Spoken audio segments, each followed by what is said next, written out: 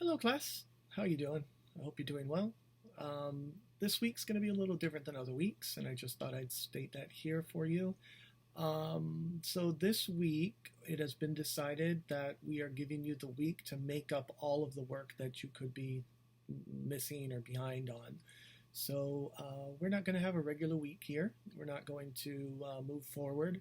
However, I did want to make this video because we missed a few things last week that I just didn't have time to put in, and I didn't want to overburden you with some videos then because I gave you so many.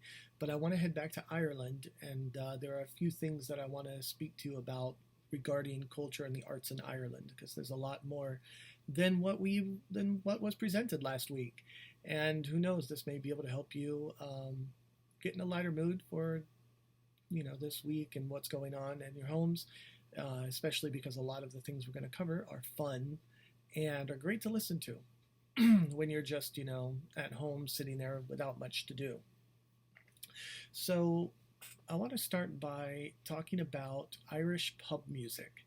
So as we know, Irish pubs are very famous. The Irish are famous for drinking. I've had it in my family for the longest time. And yeah, that's a stereotype, but there is always a bit of truth in those stereotypes. And in Irish pub music, there is, interestingly enough, a sense of community that happens with that. So Irish pub music doesn't happen because it's programmed or because it is simply determined that they're going to come in and play like we have today. So if you go to an Irish pub today, like we have one actually not far from our school, if you go down Mills Road a bit, you can find an Irish pub called Fiddler's Green, and they have scheduled groups that come in every now and then and take the stage and play the music for you. However, in Ireland, Irish pub music just kind of happens. It's something that just is created. A group of people will sit in a normal booth inside the pub and start playing the music. So when we talk about Irish pub music, it's hard to determine exactly what it is because there aren't many rules for it. It's all passed down, what songs are played and such. And also you never know what type of instruments are going to be in it because it's whoever shows up to play. And a lot of it's improvised. A lot of it is just rote, as in, well, I know this song, this song, let's play it. So with Irish pub music, we're going to talk about a couple instruments that are very common in it. In the early days, you would have an Irish harp, and that's called the clairshah. In the clairshah, I say clairshah, it's pronounced differently in lots of different dialects, except my family comes from Ulster, so I'm used to hearing it called clairshah. And this is an Irish harp. It's smaller than most harps that you've seen. It's kind of a lap harp. They have larger ones that can be floor harps, but they have a beautiful sound to them. And it actually became so famous that it is embedded in Irish culture. So, when you see Irish pride or Irish currency, the clairshah is on it. Okay? So the clairshah is an Irish harp, and I'll put up some videos so you can hear what that sounds like. The other is the bodhrán. So the bodhrán is it's a drum. It's a single-headed drum. You hold it from behind. There's a cross piece. I have one in my room. I'm sure a lot of you have seen it.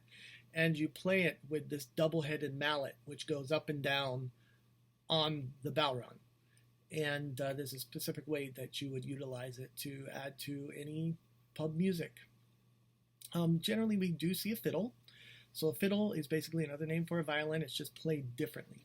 So a violin is either a fiddle or a violin, but the way you play it changes whether it's a fiddle or a violin, if that makes any sense.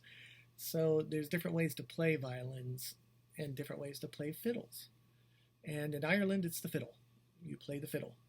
There's also usually some squeeze boxes. And when I say squeeze boxes, that's usually an aerophone, which goes in and out, pushes the air through the reeds.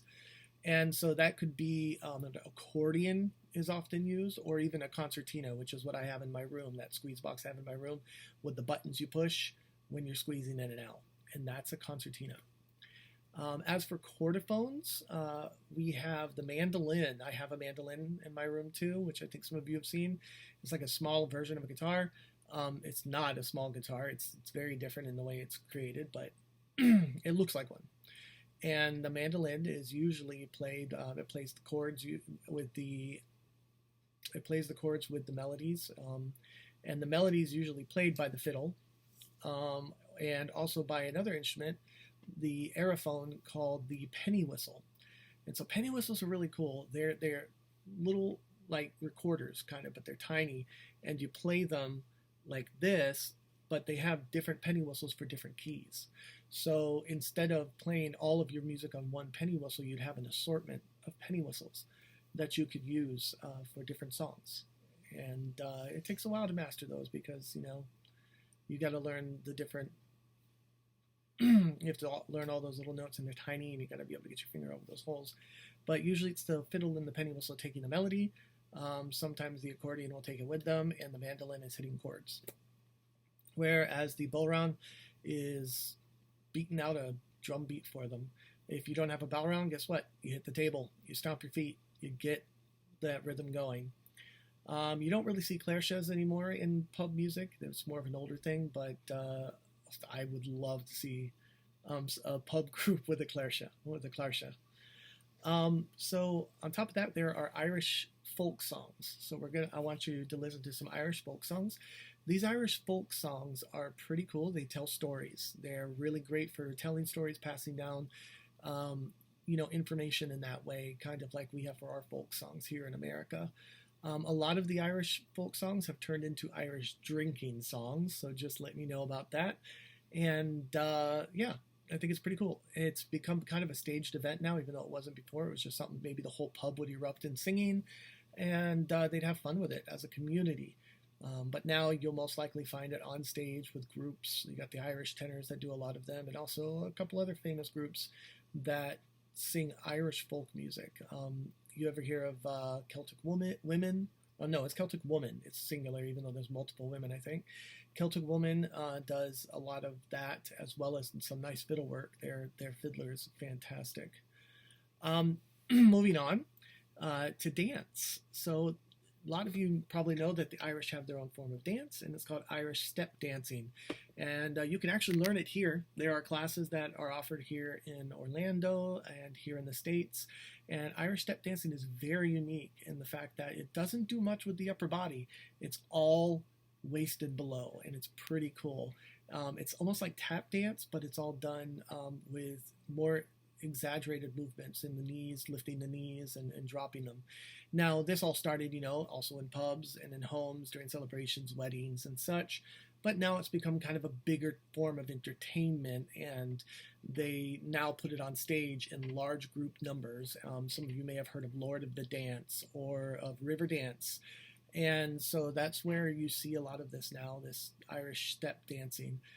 Back to Celtic Woman, their fiddler actually Irish step dances while she plays the fiddle, which is pretty cool.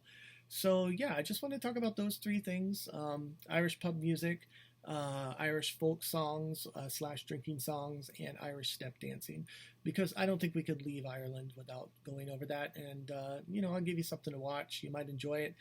I've been listening to a lot of it just to get me in the mood to be happier and when I'm cleaning and such. So I pass it on to you.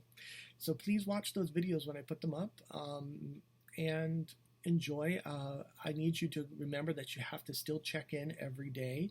So I will be putting up those examples. And I'm also going to be putting up probably a video to show you how some of this stuff has evolved. So it was old in its older original form, but now today, what does it look like? Remember how when we learned about the Japanese music and they combine it with rock?